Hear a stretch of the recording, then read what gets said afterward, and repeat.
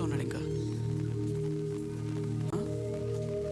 Doctor గారు examine చేస్తున్నారు. ఏ విషయం తెలిసిన వెంటనే నేను ఫోన్ చేస్తాను. ఎలా ఉంది సార్? మేజర్గా ప్రాబ్లం ఏం లేదు సార్. రికవర్ అవడానికి 1 వీక్ 10 డేస్ పడుతుంది సార్. టెన్షన్ పడాల్సిన అవసరం లేదు. Hello, out of danger. Sanjay Sahu. అప్పటిదాకా అతని ఎత్తు బరువు మాత్రమే తెలుసు.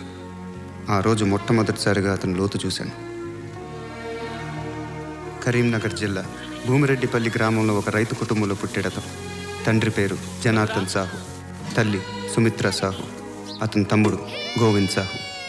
వీళ్ళ కుటుంబం WHO లెక్కల ప్రకారం రక్షిత మంచినీటికి 4 కిలోమీటర్ల దూరంలో, ప్రభుత్వ ఆసుపత్రికి 8 కిలోమీటర్ల దూరంలో, ప్రాథమిక విద్యకి 10 కిలోమీటర్ల దూరంలో, దురదృష్టానికి బాగా దగ్గరలో బతుకుతున్నారు.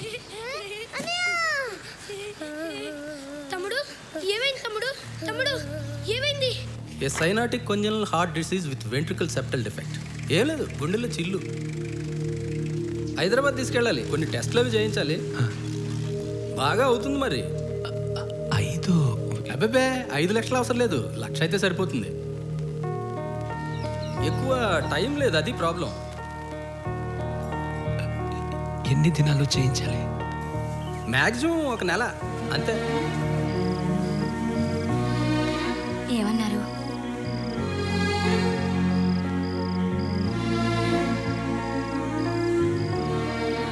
నీరసం వచ్చి పడిపోయాడంతే.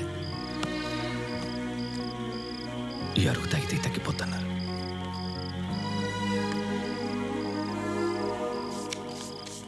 ఆ కుర్రాడు చాలా చురుగ్గా ఉండేవాడు. అందుకే డాక్టర్ చెప్పిన దానికన్నా 10 రోజుల ముందే చనిపోయాడు.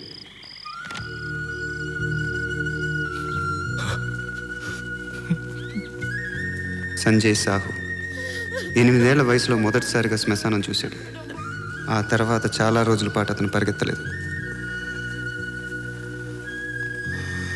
కొన్నేళ్ల తర్వాత జనార్దన్ సాహు పంటకి పురుగు పట్టిందని ఇల్లు పొలం తాకట్టు పెట్టి మరీ పురుగుల మందు కొని వాడాడు. పనిచేయలేదు. అతను కోపం వచ్చింది. ఆ మందు తనే తాగాడు. పనిచేసింది.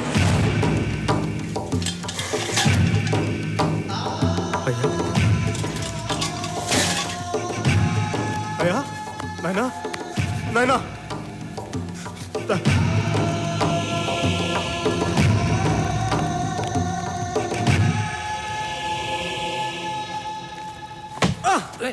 జాగ్రత్త.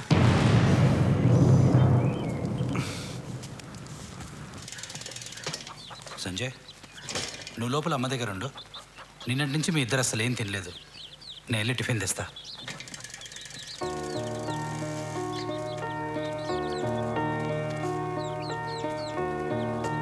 సంజయ్, నువ్వేంట్రా ఇంకెక్కడే ఉన్నావు? అత్త ఎక్కడా? అత్త, అత్త. మళ్ళీ మనం శ్మశానం పోవాలరా.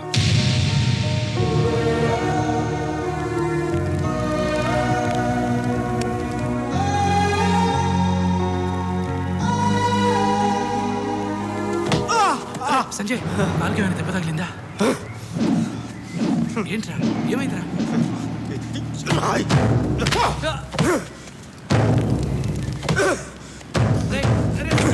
ప్లీజ్ ప్లీజ్ సంజయ్, సంజయ్ ఆగరా. సంజయ్ ఆగరా ప్లీజ్. సంజయ్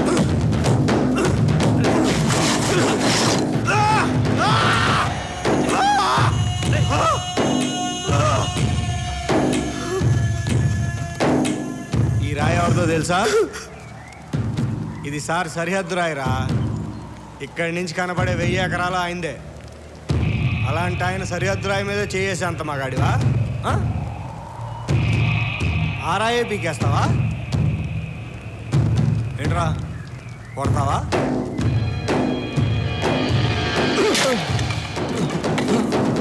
నీ సారింట్లో ఎంతమంది ఉంటారో నిన్నే చెప్పు. నీ సారింట్లో ఎంతమంది ఉంటారో?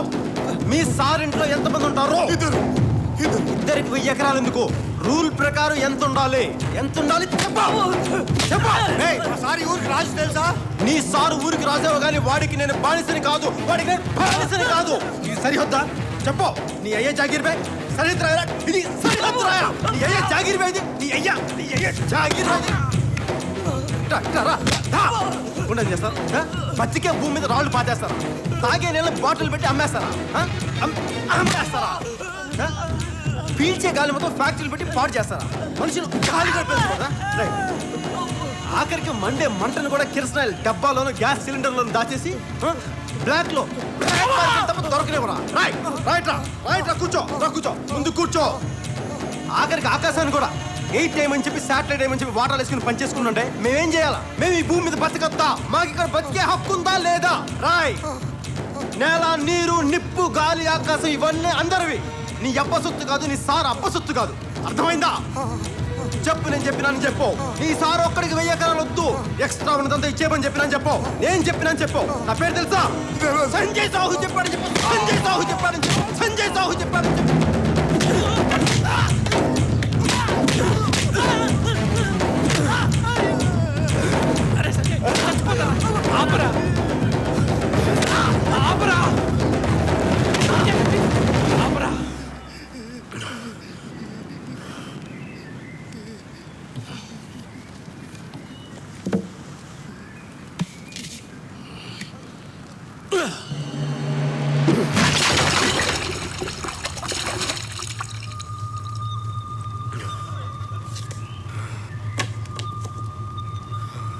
నీకొచ్చి నీ కోపం గాలికి తగిలిన రాయి మీద, రాయిని పాతిన సార్ మీద, సారు పంపిన మనుష్యుల మీది కాదు, ఇంకా చాలా వాటి మీద. 25 ఏళ్ళు నువ్వు భరించిన పరిస్థితుల మీద. నీలాగే ఇదే కోపం ఉన్న ఇంకొంతమంది అక్కడ దూరంగా అడవిలో ఉన్నారు. వాళ్లతో కలిసి పనిచేస్తావా? వస్తావా? అక్కడ కూడా ఎవరైనా రాళ్ళు పాతారా? పద పీకుతాం.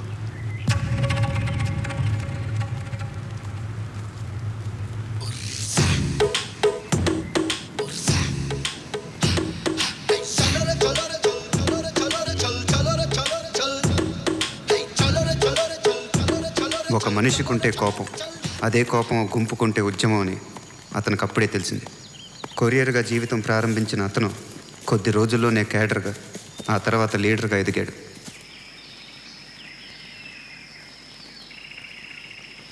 ఎవరి కోసం ఈ గిఫ్ట్? నెక్స్ట్ వీక్ కాన్వాయ్ వస్తుంది. వాడి కారే పేలని రూలే ఉంది. కాను అయినాక డజన్ కార్లు ఉంటాయి. ఎవడి కారన్నా పేలచ్చు కదా. ఆడు కారు వెళ్తే ఆడే పోతాడు, పక్కోడు కారు వెళ్తే భయపడిపోతాడు. ఏదైనా బెటరేగా. వాడి మీద కోపంతో అమాయకులను చంపాలనుకోవడం తప్పు. మనం చేసేది యుద్ధం, ఇందులో తప్పు రైట్ ఉండవు. గెలవటం ఓడిపోవడమే ఉంటాయి. అమాయకుల కోసం చేసే యుద్ధంలో అమాయకులు చనిపోతే మనం చేసే యుద్ధానికి అర్థమే ఉంది.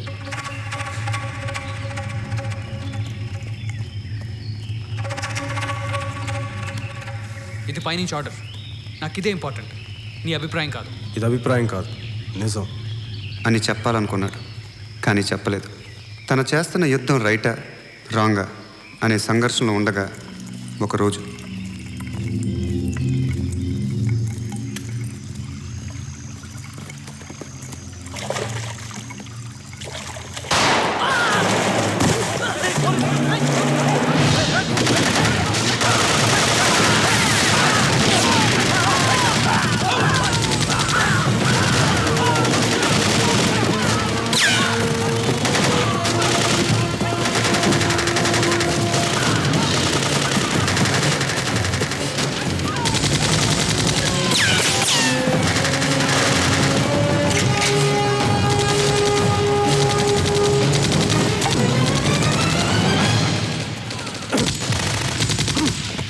చస్తావు. ఎంతమంది ఉన్నారు? రఫ్గా ఒక 5-6 ఉంటారు. జలుబా కాదు, సైనస్. మందులని వాళ్ళపోయావా? మందులే వాడలేదా? ఏం వాడినా చచ్చేదాకా పోతుంది. అయితే పని కొంచెం ముందుకెళ్ళు, మొత్తానికే పోతాం. I think it's over. Sure? Yeah.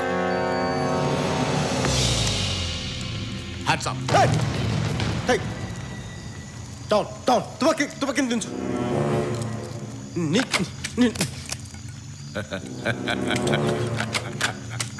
Down. Okay, down.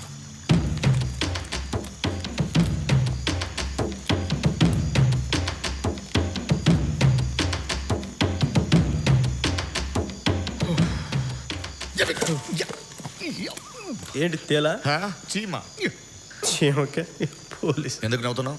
ఏం లేదు. నేను చచ్చిపోతే బాగుంటున్నాను కదా. ఏయ్, చేతులు కట్టేసావా? ఎలా ఎలా ఇవన్నీ మీ వల్లే తెలుసా నీకు? ఎన్కౌంటర్లు, కోంబింగ్లు. హ్యాపీగా ఉండేవాడిని హైదరాబాద్లో. 2 ఏళ్ళ నుంచి అన్నం నీరు లేకుండా తిరుగుతున్నాను ఈ అడవుల్లో. మండల ఆఫీసులు పేల్చేస్తారు, బస్సులు పేల్చేస్తారు, అన్నీ పేల్చేస్తారా? అవన్నీ దీపావళి సామాన్లు అనుకుంటున్నారా? రే, నా డిపార్ట్మెంట్ దాకా కాదురా, నా చొక్కా గుండికి కూడా పీకలేవు నువ్వు. తప్పులని మావేనా? మీవేం లేవా? నీవే, మీరు చేస్తున్నారు కాబట్టి చెప్తున్నా. ఏం కాదు. ఏంటి కాదు? తప్పు మాదేం కాదు. తప్పు అంతా మీదే, ఒప్పుకో. నేను ఒప్పుకోను. ఒప్పుకో. తప్పు మాది కాదు. ఒప్పుకోరా. ఎందుకు ఒప్పుకోవాలి? ఎందుకంటే గన్ను నా చేతిలో ఉంది కాబట్టి ఒప్పుకో. ఓకే, తప్పు మాదే. తీ, పేలుతుంది, తీ. తప్పు ఒప్పుకున్నాను కదా, తీ.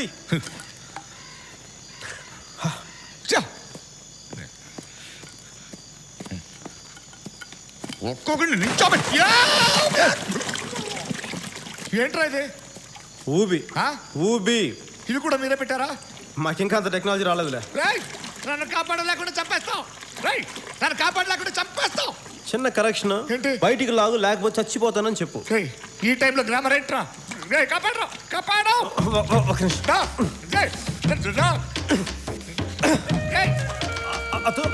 తుపాకీ వస్తున్నా. అక్కడి జారిపో జారి.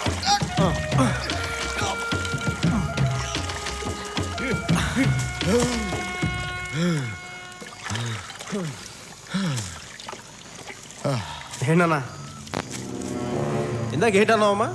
మేము గొడవలు చేస్తున్నావా? మీరేం చేస్తున్నారమ్మా? సోషల్ సర్వీసా? అసలు తప్పులు చేయకపోతే మాలాంటి వాళ్ళు ఎందుకు పోరాటం చేస్తారు? తప్పు మీది.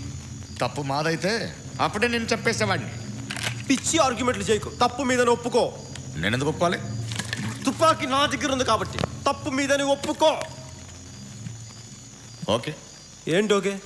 అదే, తప్పు మాదే. వినపల్లా, సరిగ్గా చెప్పు. తప్పు మాదే. ఓకేనా?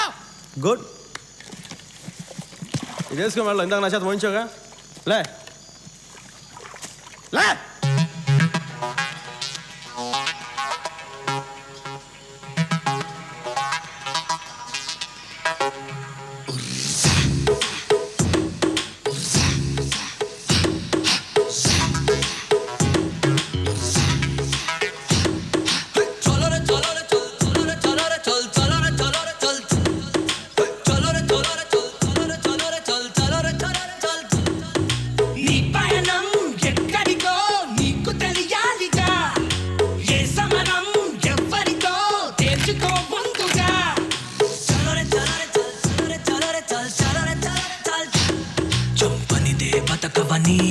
బతికేందుకు చంపమని నమ్మించే అడివిని అడిగేం లాభం, బతికే దారెటని.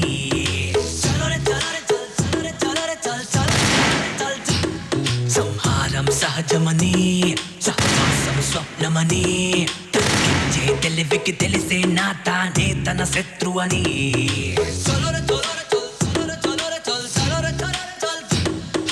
ధీరులకి ధీరులకి అమ్మఒడి ఒక్కటే, వీరులకి చోరులకి కంట తడి ఒక్కటే.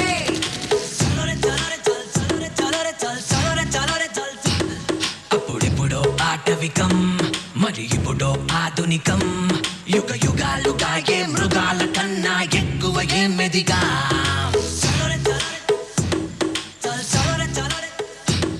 రాముడిలా ఎదగగలం, రాక్షసులను మించగలం.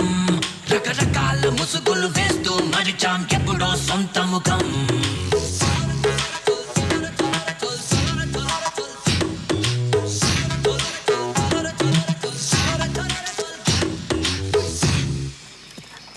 ఒక నక్సల్ పోలీస్ ఆఫీసర్గా ప్రయాణం మొదలుపెట్టిన వాళ్ళు 8 గంటల తర్వాత 2 మనుషులుగా మిగిలారు.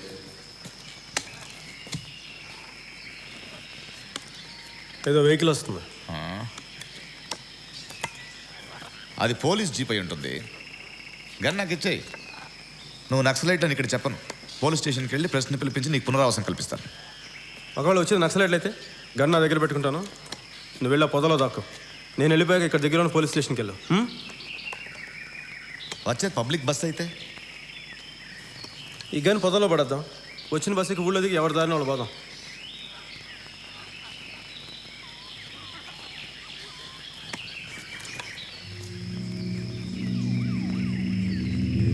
ఏంటి అది అధికారులు వస్తున్నాయి?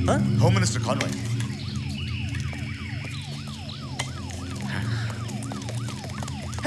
ఏంటి అక్కడికి వెళ్ళి అక్కడ అక్కడ ల్యాండ్ మైన్ ఉంది.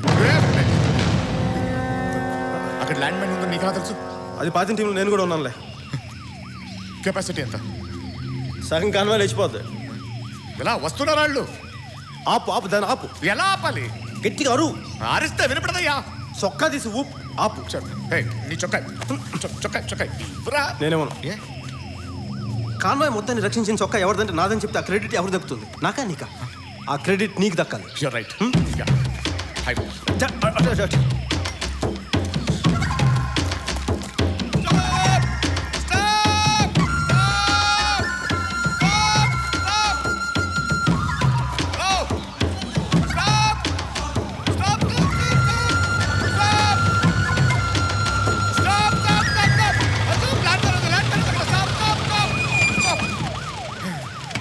మినిస్టర్ ఇక్కడ. కేర్ఫుల్, ల్యాండ్ మైన్ ఇక్కడ. Thank you. Hello sir. Thank you very much బాబు. It's okay sir. Thank you. నా ప్రాణాలను కాపాడు. Thank you sir. Thank you. Thank you sir. Sir చొక్కా ఓపెన్ నేను సార్. ఊపాలు ఏవయ్యా లిఫ్ట్ అడిగినట్టు.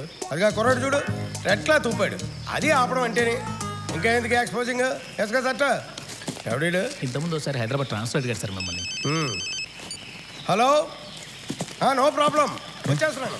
మధ్యలో ఉన్నాను. ఏరా నీ దగ్గర రెడ్ క్లాత్ నన్ను దగ్గర క్లబ్ డాన్సర్లో పట్టలేపించావు. రే నా డిపార్ట్మెంట్ దాకా కాదరా, నా చొక్కా గుంటలు కూడా పీకలేవరా నువ్వు. జనరల్గా చెప్పాను రా. నేను సీరియస్గా తీసుకున్నాను. సీరియస్ నిన్ను నేను